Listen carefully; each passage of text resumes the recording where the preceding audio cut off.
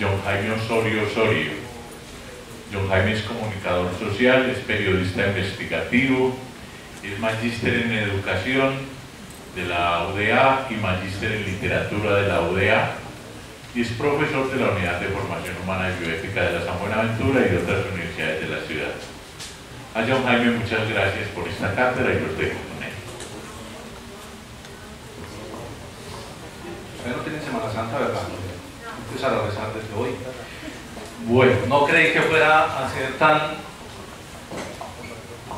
abundante la asistencia. Esperen, yo me desenredo por aquí. Creí que iban a venir menos que hace 8 días y vinieron más. O sea que los de hace 8 días sirvió de gancho. Bueno, el tema que traje para hoy, este es una... Buenas noches. Esta es una reflexión, todavía un poquito en borrador, pero bueno, ya la saqué porque me la pidieron de la Autónoma de las Américas para el 23 no, para la de arriba, para el 7 de mayo. Entonces la estaba trabajando y la he venido preparando y quería sacarla porque hay algunos elementos. Eso se pasa solo, ¿eh? ¿Qué tecnología? ¿No?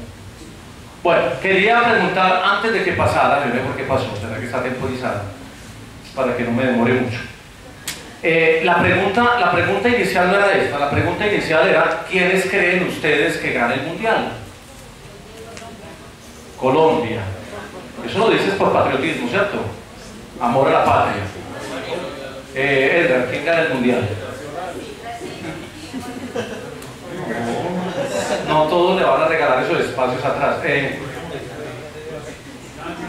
No, son 32. No, uno, Luis, ¿quién gana el mundial? ¿Y por qué? Alemania, ¿por qué? Por fútbol. ¿Quién tiene otro candidato? A ver, hagamos aquí la polla rápido. Generalmente es el país anfitrión, o sea que Brasil es el más... Generalmente es el país anfitrión. Si fuera por eso Sudáfrica, Suecia, el mismo Alemania, Estados Unidos sería campeón del mundo. Ya ha participado en 15, pero no ha podido. Ese argumento, pero para Brasil aplica porque Brasil es la sede. Y Brasil está en el favoritismo de todos. Pero por lo general el país sede avanza. Es muy casual, debe ser que se prepara mejor. ¿El Mundial de Fútbol es una competencia deportiva o es un instrumento político? Es la pregunta que tratamos de responder en la cátedra de hoy. Yo no voy a dar la respuesta, yo voy a dar algunos argumentos, algunas ideas, y espero que ustedes me colaboren como sacando los argumentos propios. Aquí hay un argumento estadístico que plantea los números en la historia de los mundiales. Este es el mundial número 20, que se va a hacer en el 2014. En 19 copas del mundo han actuado 76 países. Ustedes saben que para el mundial hay que clasificar, hay que buscar un proceso de clasificación, a excepción de los 2 primeros mundiales, el del 30 en Uruguay y el del 34 en Italia. Desde 1938 se hacen eliminatorias, particularmente en Europa, luego en América, en Sudamérica, y luego han ido entrando las otras regiones del mundo. Hoy en día son 206 países afiliados a la FIFA, y de 206 que están inscritos hoy, 76 han estado en un mundial, entre ellos Colombia, que va para el mundial nuevamente por 5ª ocasión. Es decir que estamos hablando de un 37-38% de los países del mundo saben lo que es jugar un mundial.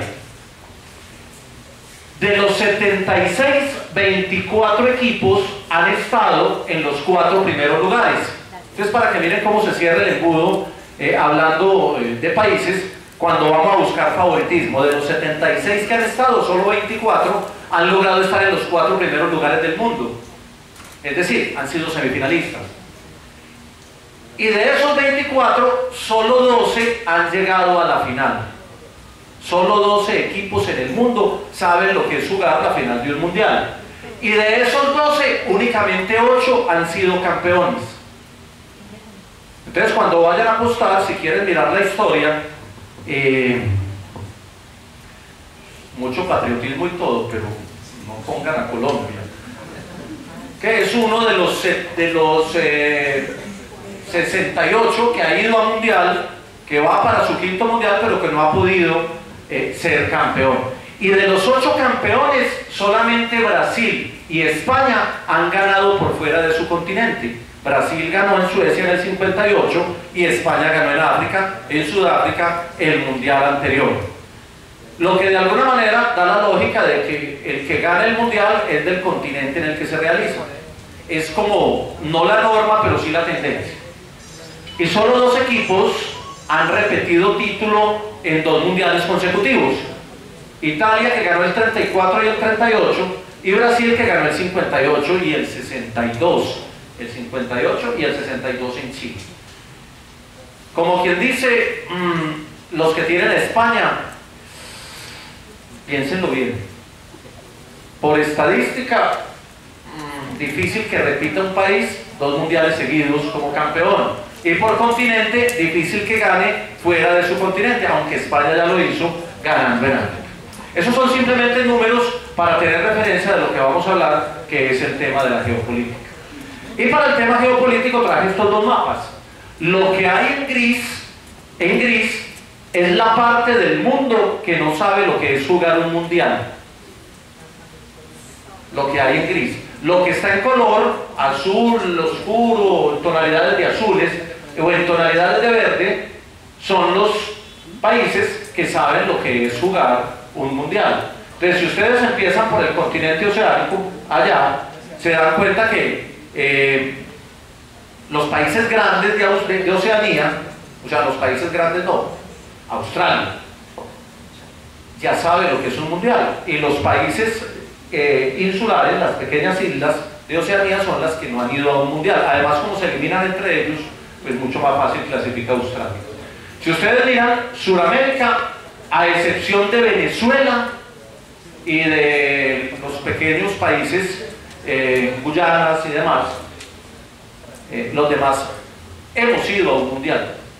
Si ustedes miran, Norteamérica ha ido toda, y de Centroamérica el tema se concentra en algunas regiones. Si ustedes miran la Europa continental, a excepción de algún país nórdico y algunos de la ex cortina de hierro o ex Unión Soviética, que esos viven peleando. Si no, miren ahora lo de Crimea, Ucrania, Rusia. Pues, esos pequeños países que se han ido fraccionando no clasifican a un mundial. Si ustedes miran África, el tema de África es distinto. Es el continente que menos presencia ha tenido por número de países, porque ha concentrado su presencia en algunos países particulares, que es donde se ha desarrollado el fútbol. Y si miran Asia, Asia es un país que concentra su asistencia a los mundiales en los países del Golfo, es decir, en los países, díganlo ustedes, en los países ricos. Los pobres de Asia no van a los mundiales, los pobres de Centroamérica no van a los mundiales, los pobres de África no van a los mundiales. Primera hipótesis para discutir: el mundial es para países ricos, o países en vía de desarrollo, o países no muy pobres. Los países donde la miseria es más abundante no van a los mundiales de fútbol, y no precisamente porque no tengan con qué, porque tienen jugadores jugando en Europa, jugando en Rusia, jugando en Australia, pero no logran clasificar. Entonces, primera hipótesis: los países muy pobres no van a los mundiales. El otro mapa es el mapa del Mundial de Brasil. Los 32 países están con naranjado, los 32 que van al mundial.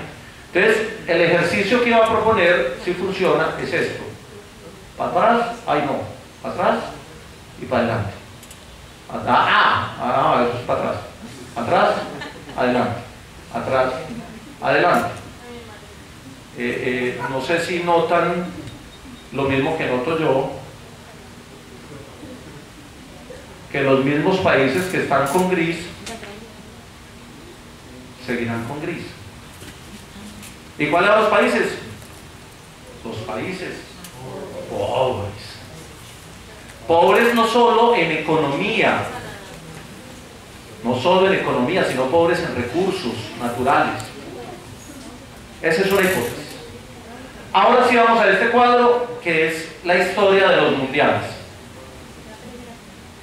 Los que somos más cuarentones, que por aquí tenemos presencia adelante y algunos por ahí atrás, tenemos memoria mundialística desde el 78, que fue el primero que para Colombia tuvo televisación, y desde ahí nos acordamos. Pero de ahí para atrás hemos leído mucho, ¿cierto Luis? Hemos leído, entonces el tema no cambia.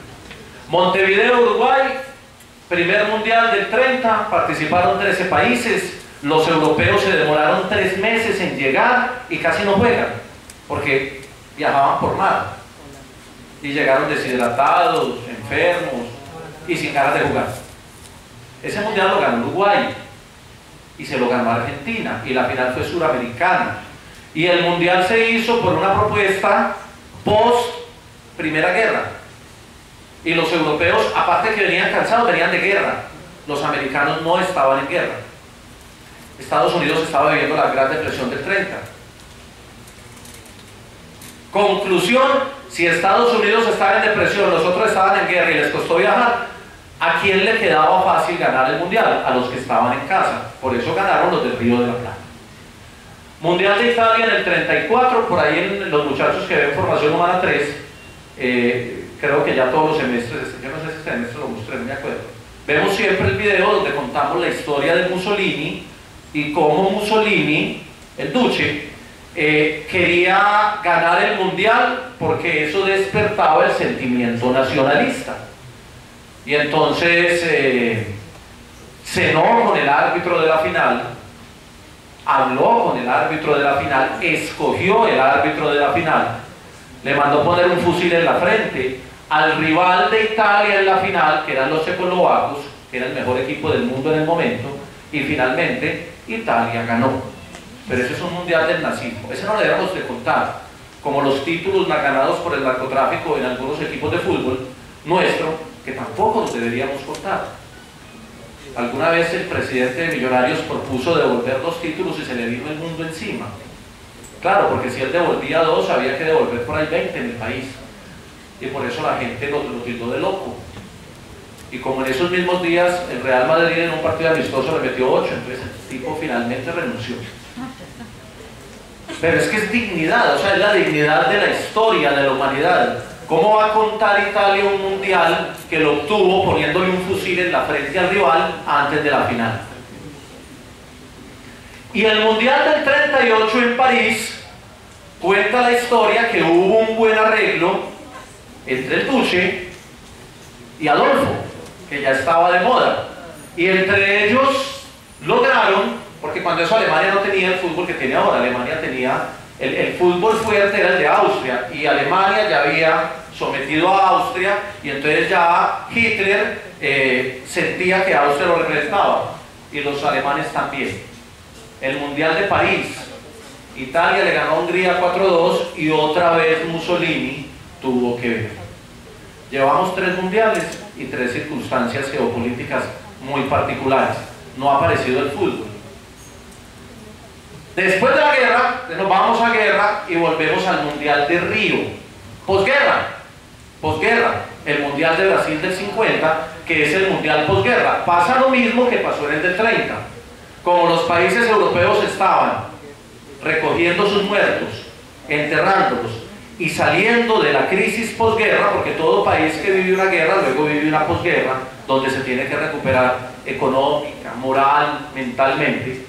Mientras los europeos se recuperaban, los de aquí organizaron el mundial, y miren cómo es coincidencial con lo del 30.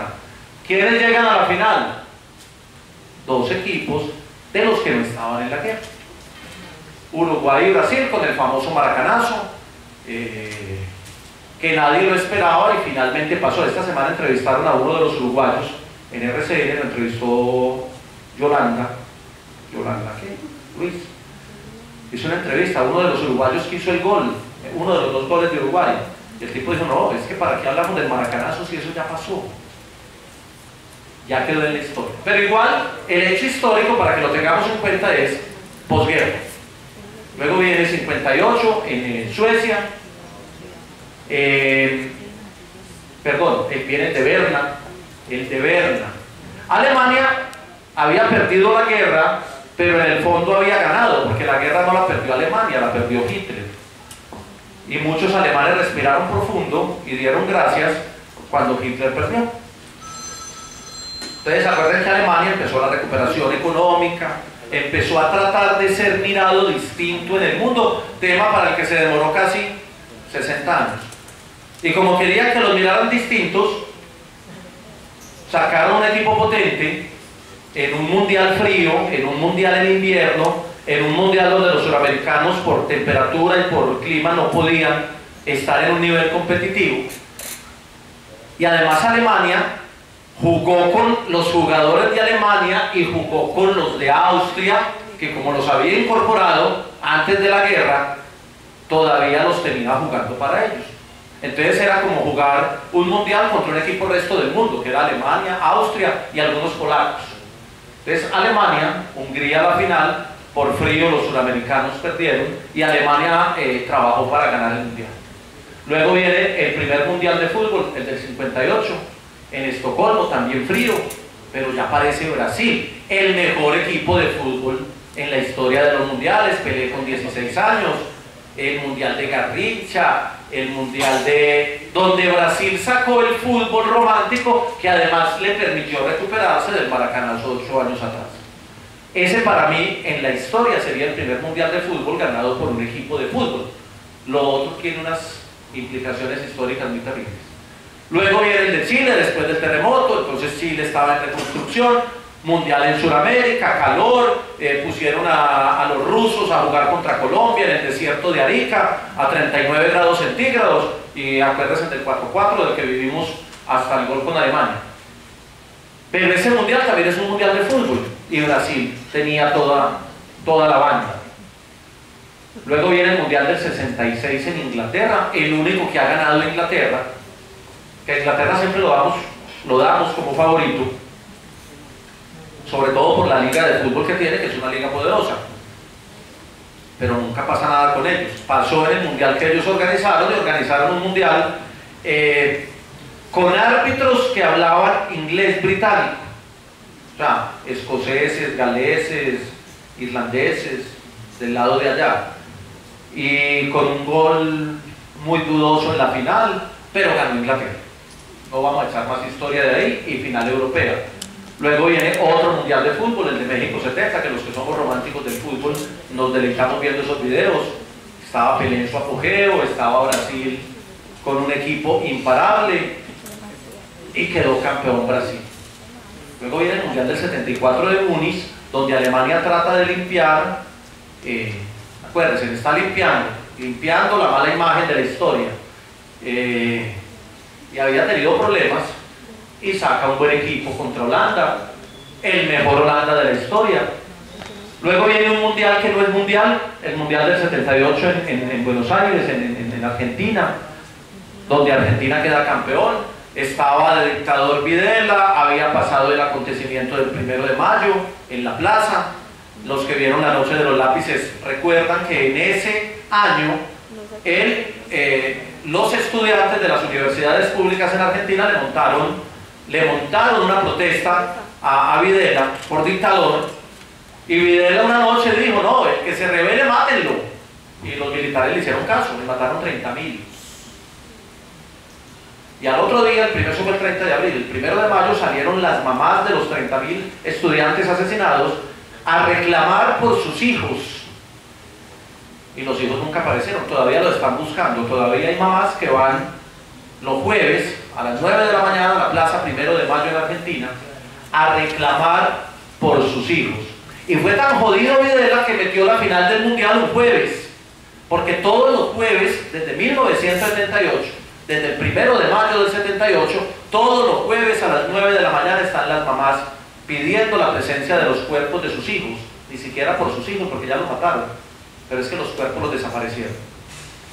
Cuentan las malas lenguas que hay mucho alcantarillado todavía tapado en Buenos Aires con los despojos mortales, porque los picaban y lo paseaban. Bueno, ese mundial para los que no tienen la historia de los mundiales fresca, en ese mundial Argentina iba mal. y para clasificar en el grupo necesitaba hacerle 5 goles a Perú. Y salió a la cancha y empezó perdiendo. Y entró al camerino y salió para el segundo tiempo y goleó 6-1. Y el arquero de Perú era argentino nacionalizado. Argentino nacionalizado peruano.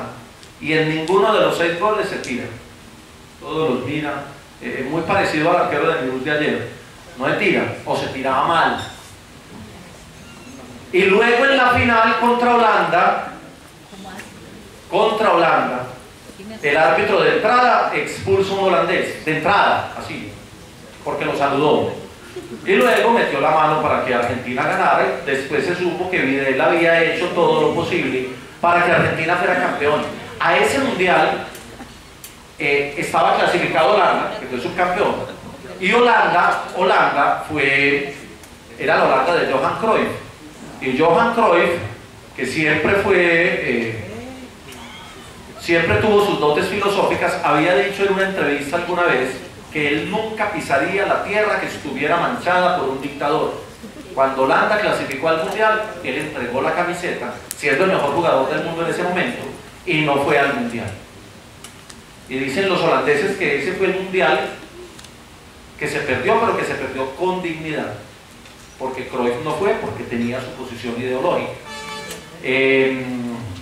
Los jugadores de Holanda no se quedaron para recibir la medalla, se salieron del estadio y se fueron a abrazar a las madres en la plaza 1 de Mayo. Y la televisión y la FIFA y la gente del fútbol montó toda la parafernalia para mostrar el gran equipo poderoso de Argentina como campeón. Pero la historia siempre le cobra a los dictadores con historias como esa que no se pueden borrar ni se pueden tapar. Entonces no cuenten eso. Luego viene, no se den cuenta. Luego viene un mundial de fútbol que fue el mundial de España del 82, que fue brillante. Brasil, ¿se acuerdan que lo bajó Italia? Brasil con un equipazo, se jugó mucho fútbol y finalmente ganó como siempre, los italianos jugando mal, pero quedaron campeones. El de México es otro mundial con un significado geopolítico muy interesante. Argentina había perdido la guerra de las Malvinas, lo había perdido con Inglaterra por la vía militar, y Argentina se da el gusto de reivindicar la guerra con un partido de fútbol y ganarle a Inglaterra con un gol con la mano de Diego Maradona, que lo hizo Dios. Le bastó un gol con la mano para ser Dios. Y salió un titular en el diario AS de Argentina, que decía: quédense con las islas, que nosotros tenemos la Copa del Mundo. Mensaje claro. Por eso al argentino le importa tanto el fútbol. No es porque le guste solo la pelota, que a veces nosotros creemos que es un gusto por el juego, no, es un gusto por la historia. Luego viene el Mundial de Italia, que para nosotros es muy significativo, donde queda campeón Alemania. Ese es un buen mundial de fútbol, con Berlusconi metiendo la mano, pero no pudo meter la mano porque cuando eso no tenía tanta mermelada como la tiene ahora, entonces no pudo ganar Italia. Luego viene el de Estados Unidos, que es un mundial que la FIFA lo asigna para ganarse un mercado en el que no ha podido entrar y que es un mercado con mucho poder adquisitivo, que es el mundial más raro de la historia de todos los mundiales. Es el mundial que no parecía mundial, parecían unos partidos de fútbol en Estados Unidos, con la gente siguiendo su actividad normal en Estados Unidos. Hubo el 38% de los norteamericanos reconoció que no se dio cuenta que había mundial, porque ellos están metidos en otro cuento. Y finalmente la FIFA, 10 años después, reconoció que había fracasado en su intento de entrar el fútbol a ese mercado poderoso. Ya de ahí para acá la historia nos es más reciente. El Mundial de Francia. Acuérdense que en el Mundial de Francia ya estaba Europa con el cuento comunitario, se estaban uniendo los comunitarios, tenía que ganar un comunitario y ganó un comunitario. En el de Corea y Japón, que es el mundial exótico, el mundial en Asia, aunque se jugó fútbol, el tema iba por otro lado. El tema fue salvar a Corea del Sur de la invasión de Corea del Norte, y finalmente lo lograron hasta hoy. El mundial de Alemania, de la Alemania unificada, el primer mundial de la Alemania unificada, y es el mundial en el que Alemania logra borrar con la organización ese INRI histórico que tenía con el tema, y todavía no lo ha podido borrar del todo, pero ahí está. Y el Mundial de Sudáfrica tiene un significado especial por el tema de Mandela, el tema de la paz, el tema de la unidad de Sudáfrica y el tema de mirar a África como continente futbolero, que es un tema de la organización de la FIFA. Toda esta historia, aquí en algunas imágenes, que dan evidencia como de esas historias. Mundial del 30, el saludo fascista, todo un país pendiente de su equipo que iba a jugar la final, y estos caraduras solo saludan al Dutch. Y no solamente lo hicieron ellos, lo hicieron sus rivales. Los checoslovacos tuvieron por obligación que elevar la mano y hacer la venia ante el dictador. Eso no pasa sino en un mundial. Entonces era muy predecible el resultado. Este es el Mundial del 38 en Francia, para contar la historia. Estos son los tres árbitros. ¿Y a quién están saludando? Los tres árbitros están saludando a Mussolini y a Hitler. Y después creemos que el cuento pasa por la pelota. El cuento aquí tiene otro fondo. Miren qué lindos, los dos equipos saludando al Dios. Como quien dice: señor, esto es para usted, aquí va. Esto es muy triste, ver estas imágenes a mí me da mucha tristeza, porque uno tiene como los sueños fincados en que el fútbol es un juego muy bonito y eso. Esta es la cara del dictador que, por sonrisa que saque y finja, sigue siendo un dictador. Este señor recibe la copa con 30.000 estudiantes asesinados encima, cargando en sus espaldas 30.000 asesinatos, pero sonríe para recibir la Copa del Mundo. Él pidió la sede del Mundial, él le pagó a la FIFA para que le dejaran hacer el Mundial, él creó la estrategia para que nadie se ocupara de la ausencia de Cruyff, él hizo todo para que Argentina ganara el Mundial, a él le entregaron esa copa. Hay algunos argentinos que no cuentan este título mundial cuando uno va a Argentina. Aquí tres historias rápidas como para que nos metamos ya como en el tema geopolítico. En el Mundial del 82 jugaban Cuba y Francia, un partido de grupos de la primera fase. En el minuto 80 Francia marcó el 4-1 a su favor, 4-1 ganó Francia. Pero los jugadores de Kuwait reclamaron que habían oído un pito antes del gol, que había un pito por ahí en la tribuna. Entonces el jeque Fahid Al-Ahmad, presidente de la Confederación de Fútbol de Kuwait, entró a la cancha con sus guardaespaldas y amenazó al juez y amenazó con retirar el equipo. El árbitro era el soviético Miroslav Stupak, que decidió anular el gol. Dijo: entonces no fue gol. El jeque, la plata, el dinero. En cualquier mundial usted se mete a la cancha y eso le da cárcel. En cualquier mundial de los 19 que se han realizado. Aquí está la imagen. El jeque reclamó, se metió, los guardaespaldas braviaron a la seguridad, el tipo entró, habló con el árbitro y el árbitro devolvió el gol. Luego la FIFA retiró al árbitro y el árbitro se fue a vivir y a disfrutar de un buen retiro económico. ¿Qué le diría el jeque al árbitro? Porque además para los árabes, para los pueblos árabes, entre ellos Kuwait, era el primer mundial de Kuwait, y perder 4-1 es una vergüenza, pero perder 3-1 era normal. El equipo ya estaba eliminado, ya había jugado sus partidos, ese era su último partido, pero como no habían perdido por goleada, no podía perder por goleada. Dicen algunos que el jeque entró con una daga, que las imágenes no la muestran, nunca lo captaron, pero dicen que entró con una daga a amenazar al juez. Pero el jeque, la FIFA lo devolvió a la tribuna, lo sentó, se sentaron con él, y a este señor nunca se le hicieron cargos, como dirían los abogados, nunca se le imputaron cargos por cometer un delito de invasión a la cancha. Lo que quiere decir que cuando usted tiene plata y turbante, la FIFA lo respeta. Este es otro mundial, el mundial del 86, donde no me acuerdo cuál era, creo que era Nigeria, y jugaba con uno de los pueblos árabes, y pasó lo mismo. El jeque se enojó se puso bravo por una decisión arbitral y bajó a reclamar. Entonces el delegado del equipo africano vino a ver qué era. Y el presidente de la FIFA le dijo, no, el señor tiene razón. Tiene turbante y tiene chequera. Y tiene chequera. El Mundial del 2020 va a ser en Qatar. La FIFA dijo hace unos 6 meses, cuando hizo la visita de avanzada, que les preocupaba mucho que las temperaturas fueran de 46 grados centígrados, que un mundial en esas condiciones es muy difícil de realizar, que entonces iban a tener que jugar a la medianoche de Qatar para que las temperaturas bajaran. Y entonces el presidente de la Federación de Qatar dijo, el problema es la temperatura, la mandamos cambiar. Y contrató un grupo de ingenieros de la NASA que ya le garantizaron un sistema de refrigeración en los estadios donde se va a jugar a 23 grados centígrados o a la temperatura que la FIFA quiera.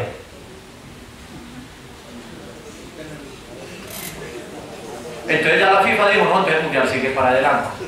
Entonces, como para mostrar un poquito lo de la geopolítica. Este lo conocemos, ¿cierto? España. Miren las medias de los jugadores de España con la bandera de España, ¿cierto? Menos 4 jugadores. ¿Saben quién es este? Puyol. Los 4 jugadores que no tienen la bandera de España en las medias son catalanes y no se ponen la bandera en las medias para protestar porque ellos están buscando la independencia. Entonces no se sienten españoles, juegan por la selección de España. Esta es una manera de protestar. Alguna vez le preguntaron a Puyol, esto es en la eliminatoria para Sudáfrica, usted no tenía las medias, ¿qué pasó con las medias? No, fue que se quedaron en el hotel y nos tocó poner nosotros. Pero les pasó en 3 partidos de la eliminatoria y en el mundial la FIFA les controló ese tipo de mensajes, porque eso es un mensaje político aprovechando el fútbol. Y esta es la imagen del mundial. Acuérdense que España venía entrando a la crisis y que el mundial la frenó, pero tuvo su costo político porque salió Zapatero y entró Rajoy. La FIFA invitó a la final del mundial a la reina, pero nunca invitó a Zapatero. Es decir, la FIFA invitó a la monarquía y no invitó a la administración pública de España, que es la administración elegida por voto popular. Dicho de otra forma, a la FIFA le importa un bledo quién manda en cada país. A la FIFA le importa. Y esta imagen es muy significativa porque es la reina que le invitaron a la tribuna. La reina bajó, los reyes no bajan, donde los reyes se suben. La reina bajó al camerino a felicitar a España y encontró con el dorso descubierto a un plebeyo catalán, Puyol, que además lo hizo a propósito. Cuando supo que venía la reina, se amarró la toalla y esperó. Eso, en términos monárquicos, es un irrespeto a la reina, porque ningún plebeyo se puede desnudar el dorso ante una divinidad real, como dice el protocolo de la monarquía española. Él sí, él es campeón del mundo.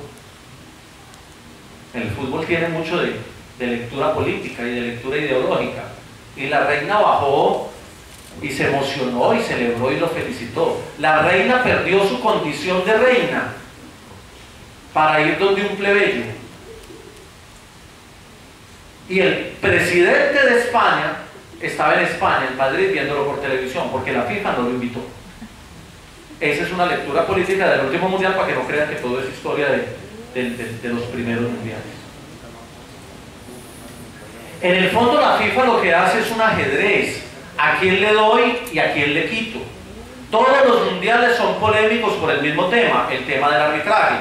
Recuerden que en el mundial pasado a Inglaterra lo sacaron por un gol que le invalidaron, que pegó de picabarra, y el árbitro no lo vio todo el mundo menos el árbitro.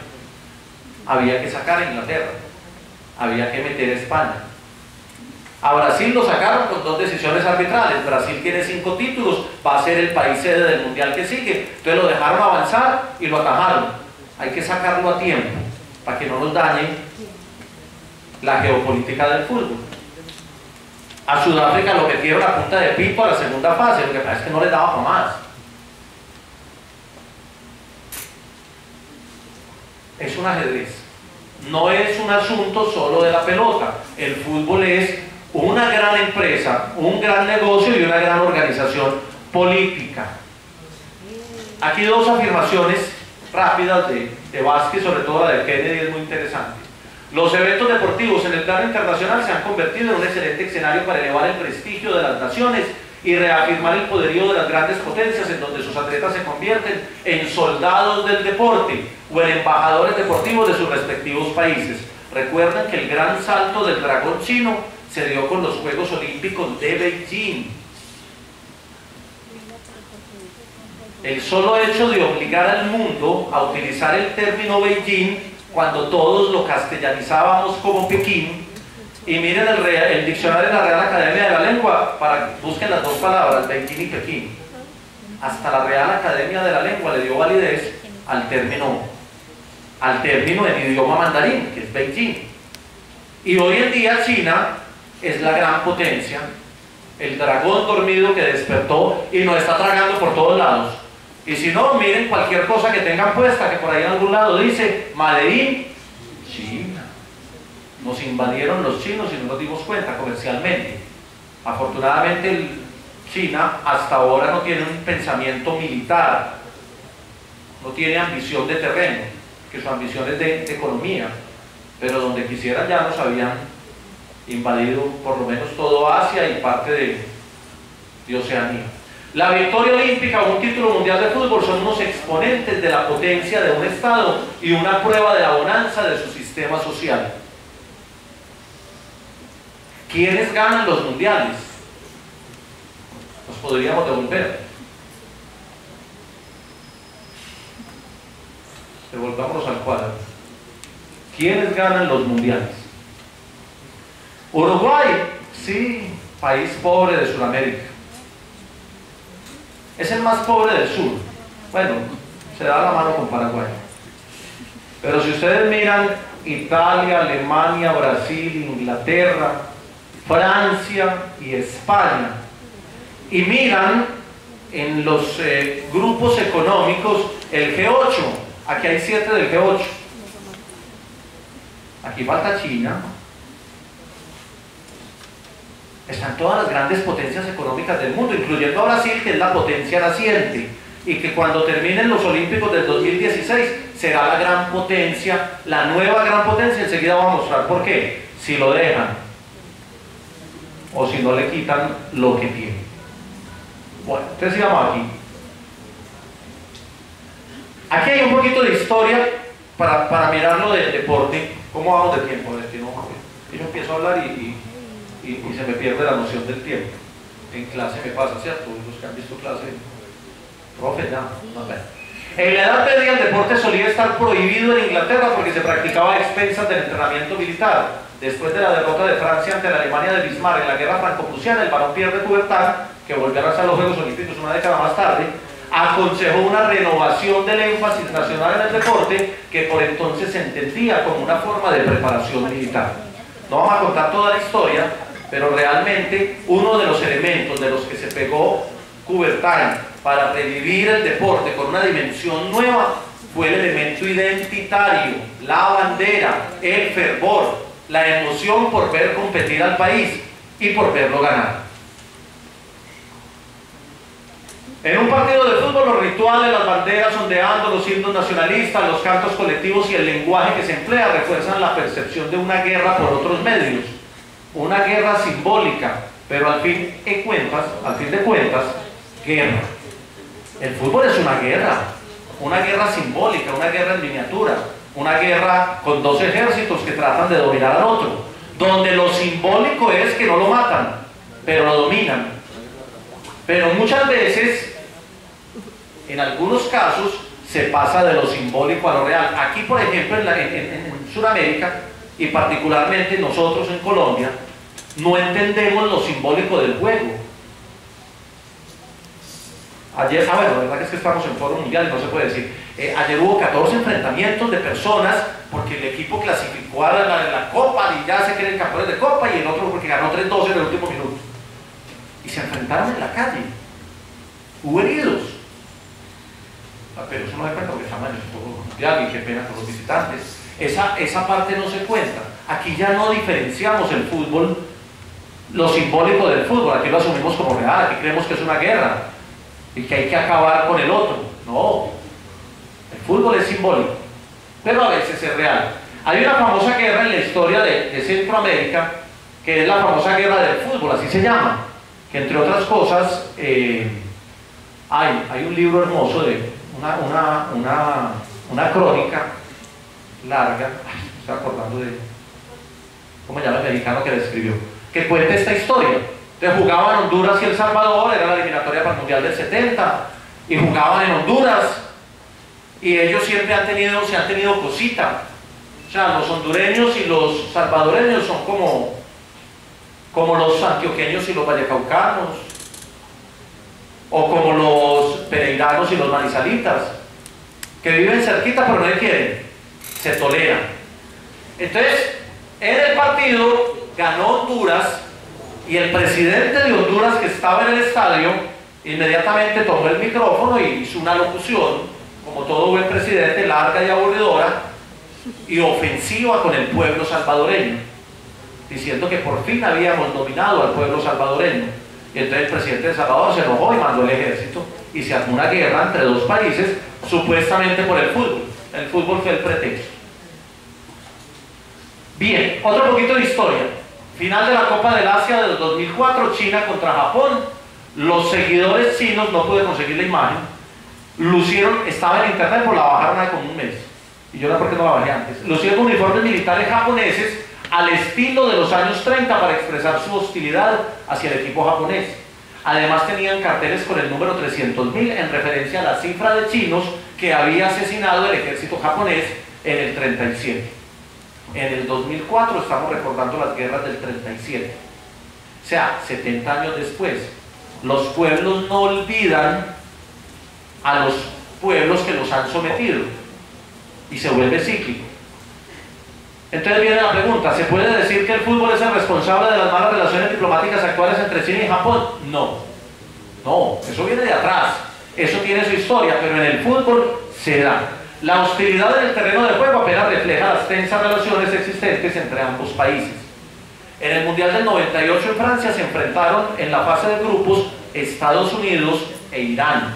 Estados Unidos había invadido a Irán, lo tenía invadido, y se enfrentaron en el partido de fútbol, y ganó Irán 2-1. Es el día de la historia de la humanidad donde más banderas de Estados Unidos se han quemado en lugares públicos en un país dominado como Irán. Después dicen los analistas de geopolítica que ese resultado fue el que empezó a generar la salida de Estados Unidos del territorio de Irán, que se había metido a Irán porque había que coger al Chad y el petróleo por ahí derecho. Lo de Japón y Corea ya lo expliqué. En el 2002 lo hicieron para buscar una reconciliación. En Corea del Norte, como no clasificó a ese mundial, y como Corea del Sur estaba representando al continente, y acuerden que Corea fue la gran sorpresa de ese mundial, que llegó a ser cuarto, ¿cierto?